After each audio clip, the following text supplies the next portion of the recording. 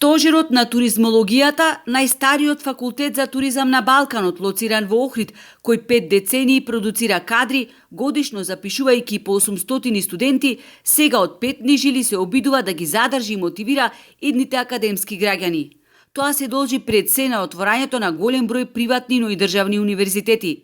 Има над 20 приватни универзитети кои што работат со разни студиски програми. Потоа има Универзитет за туризам и менаџмент во Скопје, а на 5 други се отворија факултети за туризам и гастрономија. На Бојтеолскиот универзитет се изучува туризам, на Штипскиот има катедра за туризам и бизнис логистика. Потоа на Економскиот факултет во Тетово има студиска програма за туризам. Дури на Природно-математичкиот факултет во Скопје има туризам. И како капак на се, има голем број на дисперзирани студии низ целата држава, кои што до ден денес функционираат, иако своевремено имаше предлог истите да се укинат. Отварањето на дисперзираните студии ќе ни се вради страшно како бумеранг.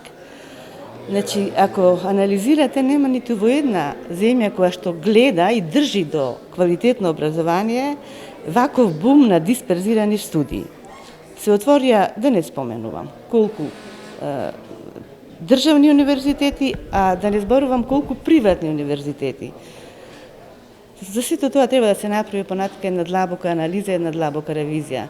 Во едни вакви услови, опште впечатокот дека секој се запишува онаму каде што ќе може полесно да заврши, а не онаму каде што ќе добие навистина квалитетно образование.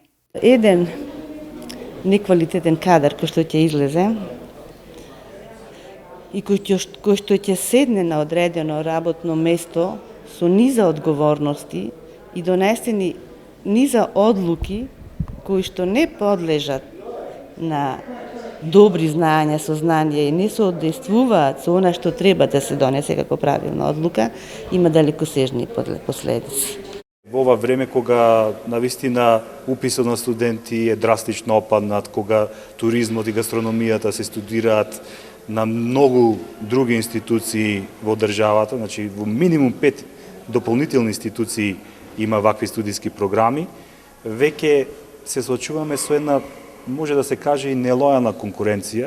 За да се вратат работите во колосек, треба да се направи една поширока национална стратегија за развој на образованието, сугерираат универзитетските професори.